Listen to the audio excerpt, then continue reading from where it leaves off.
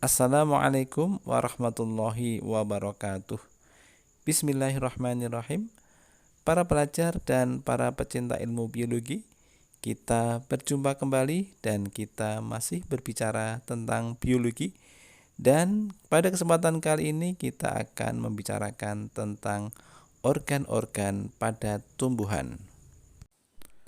Organ tumbuhan ada 3 macam, yakni akar, batang, dan daun. Selengkapnya ikuti video berikut ini. Selamat belajar dan semoga bermanfaat. Organ pada tumbuhan. Organ pada tumbuhan ada 3 macam, yaitu yang pertama akar, kemudian yang kedua batang, dan yang ketiga daun. Kita bahas yang pertama, yaitu akar. Akar adalah organ tumbuhan yang berada di dalam tanah. Pada saat terjadi perkecambahan, bagian yang pertama menembus selubung biji adalah akar primer. Pada ujung akar terdapat tudung akar atau kalitra. Kalitra berfungsi membantu akar menembus tanah.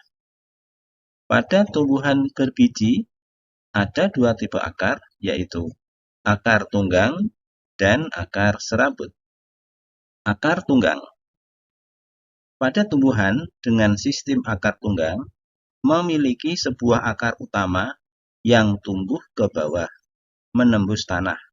Pada akar primer tersebut tumbuh akar-akar cabang yang lebih kecil disebut akar lateral. Semua akar yang tumbuh dari akar utama atau primer disebut akar sekunder. Sistem akar tunggang ini terdapat pada tumbuhan dikotil. Akar serabut. Akar serabut dimiliki oleh tumbuhan monokotil. Pada sistem perakaran serabut ini tidak ada akar utama, karena akar utama tidak berkembang dan hidupnya relatif pendek. Sebagai gantinya, tumbuh akar-akar baru yang semua akarnya berukuran sama. Akar ini disebut akar tambahan atau akar adventitis. Fungsi akar. Yang pertama, melekatkan tumbuhan pada substrat atau media. Kemudian yang kedua, menyerap air dan unsur hara yang dibutuhkan tanaman. Yang ketiga, sebagai alat pernafasan, misalnya tanaman yang ada di rawa. 4. Menghasilkan hormon yang dapat merangsang pertumbuhan batang. Struktur anatomi akar. Pada penampang melintang, susunan akar dari luar ke dalam adalah sebagai berikut: epidermis, korteks, endodermis, dan stele. Epidermis. Epidermis tersusun atas selapis sel, terletak pada bagian luar, biasanya tidak terdapat kutikula. Pada tanaman Orchidaceae dan Araceae yang merambat, epidermisnya berkembang menjadi epidermis berlapis banyak, disebut filamen. Pada jaringan epidermis di akar, terdapat penonjolan-penonjolan yang berupa rambut-rambut akar, yang berfungsi memperluas bidang penyerapan air dan mineral. Korteks. Korteks dibangun oleh sel-sel parenkim berdinding tipis, susunan sel-selnya kurang rapat, sehingga memungkinkan air dan mineral bergerak di korteks tanpa masuk ke dalam sel. Korteks di sini berfungsi untuk menyimpan makanan. Yang ketiga adalah endodermis. Endodermis adalah selapis sel yang membatasi korteks dengan stele atau perisikal.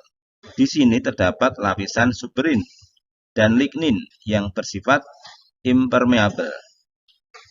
Lapisan tersebut disebut juga sebagai pita Kaspari. Adanya pita Kaspari menyebabkan air dan mineral tidak dapat melintasi dinding sel. Untuk dapat mencapai stele, air dan mineral akan masuk melalui dinding sel endodermis yang lain yang tidak mengalami penebalan. Sel ini dinamakan sel penerus. Endodermis berfungsi mengatur masuknya garam-garam mineral ke dalam stele. 4 stele. Stele atau disebut juga silinder pusat, terdiri dari jaringan pembuluh dan jaringan penunjang. Pada bagian terluar dari stele, terdapat satu atau lebih lapisan sel, yaitu perisikel. Perisikel mampu untuk membelah dan berkembang membentuk cabang atau akar lateral. Bagian utama stele berupa jaringan pembuluh. Jaringan pembuluhnya adalah xilem dan floem. Xilem berfungsi mengangkut air dan mineral menuju daun, sedangkan floem berfungsi mengangkut hasil fotosintesis dari daun. Para pelajar dan para pecinta ilmu biologi, kita akan mempelajari beberapa perbedaan antara akar monokotil dan akar dikotil. Yang pertama, akar monokotil tidak memiliki kambium, sedangkan akar dikotil memiliki kambium. Kemudian yang kedua, pada akar monokotil tidak ada pertumbuhan sekunder, sedangkan pada akar dikotil ada pertumbuhan sekunder. Yang ketiga, pada akar monokotil, xilem dan floem terletak berselang-seling membentuk lingkaran. Kemudian pada akar dikotil, xilem di dalam membentuk seperti bintang dan floem terletak di luar. Dan yang keempat, pada akar monokotil sistem perakarannya adalah serabut, dan pada akar dikotil perakarannya adalah tunggang. Organ yang kedua adalah batang. Batang merupakan bagian tubuh tumbuhan yang tegak di atas tanah atau di atas media. Pada batang terdapat nodus atau buku-buku, yaitu tempat melekatnya daun, dan juga terdapat internodus atau ruas-ruas bagian batang.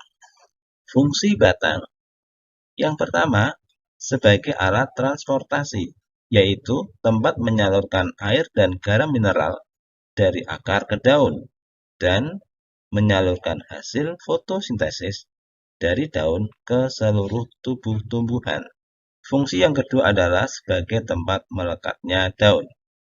Kemudian yang ketiga, tempat menyimpan misalnya air dan makanan. Tumbuhan, baik dikotil dan monokotil, mengalami pertumbuhan primer. Namun pertumbuhan sekunder hanya terjadi pada tumbuhan dikotil karena pada tumbuhan dikotil memiliki kambium, sedangkan tumbuhan monokotil tidak memiliki kambium.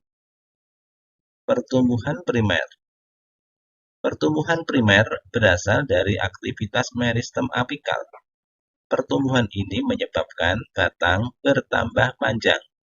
Meristem apikal tunas dilindungi oleh kuncup terminal dan primordium daun.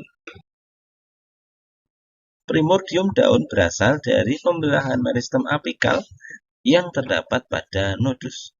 Selanjutnya, kuncup-kuncup ketiak akan tumbuh membentuk tunas cabang atau bunga. Meristem apikal tunas berkembang membentuk 3 tipe meristem, yakni protoderm, meristem dasar, dan prokambium. Yang pertama kita bahas protoderm. Protoderm adalah bagian terluar dari meristem primer dan akan berkembang menjadi epidermis. Yang kedua, meristem dasar. Meristem dasar berkembang menjadi embulur dan korteks. Embulur adalah jaringan parenkim pada bagian tengah batang. Sedangkan korteks adalah jaringan parenkim sebelah dalam dari epidermis. Yang ketiga, prokambium. Prokambium atau kambium awal akan berkembang menjadi pembuluh xilem, floem, dan kambium vaskuler.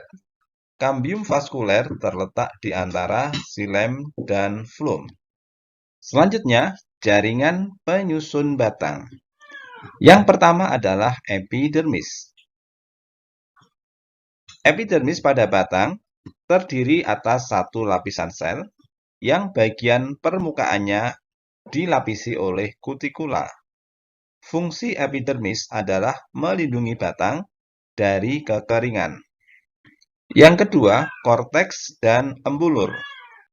Korteks tersusun atas sel-sel parenkim dan biasanya berisi kloroplas. Di bagian luar, korteks sering terdapat kolenkim dan sklerenkim.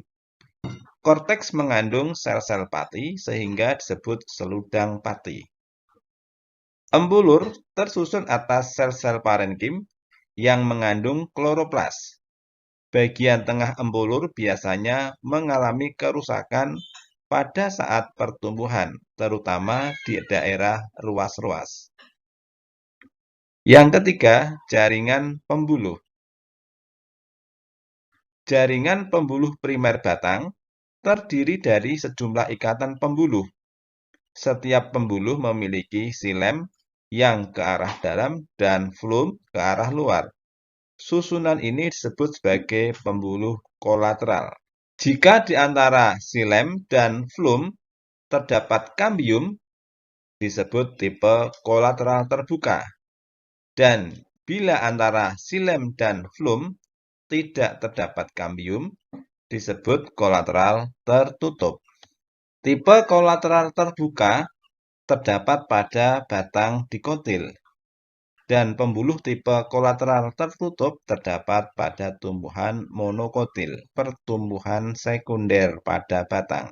Pertumbuhan sekunder terjadi pada tanaman gimnospermae dan tanaman dikotil. Pertumbuhan sekunder terjadi pada batang dan cabang-cabang yang disebabkan oleh kambium pembuluh. Sebagian kambium pembuluh terbentuk dari prokambium, dan sebagian yang lain berasal dari parenkim intervaskuler. Berdasarkan letaknya, kambium pembuluh ada dua macam, yaitu kambium vaskuler dan kambium intervaskuler. Pada tumbuhan berkayu, aktivitas kambium pembuluh membentuk lingkaran meristem. Ke arah dalam membentuk xilem sekunder, dan ke arah luar membentuk floem sekunder. Ada perbedaan pertumbuhan dari kambium pembuluh pada saat musim kemarau dan musim penghujan. Pertumbuhan ini menyebabkan terbentuknya struktur yang disebut lingkaran tahun. Dengan melihat banyaknya lingkaran yang terbentuk dapat digunakan untuk memperkirakan usia tumbuhan tersebut. Perbedaan antara batang monokotil dan dikotil. Di antaranya adalah yang pertama, batang monokotil tidak bercabang, tanaman dikotil batangnya bercabang. Yang kedua, tanaman monokotil batang tidak berkambium, sedangkan tanaman dikotil berkambium. Kemudian, yang ketiga, batang monokotil berruas-ruas, sedangkan batang dikotil tidak berruas-ruas. Kemudian yang keempat, berkas pengangkut pada tanaman monokotil tersebar, dan pada batang dikotil pengangkutnya teratur, berkas pengangkutnya teratur, xilem di sebelah dalam dan floem di sebelah luar. Dan yang kelima, pada tanaman monokotil pembuluh kolateralnya tertutup, sedangkan dikotil pembuluh kolateral terbuka. Selanjutnya kita akan membicarakan tentang organ daun. Daun terdiri atas helaian daun atau lamina dan tangkai atau petiolus. Helai daun dapat berupa daun tunggal ataupun daun majemuk. Jaringan penyusun daun adalah yang pertama, jaringan dermal atau epidermis, kemudian jaringan dasar atau mesofil, Dan yang ketiga adalah jaringan pembuluh atau berkas pembuluh. Jaringan dermal atau epidermis. Jaringan epidermis pada daun terletak di permukaan atas dan permukaan bawah.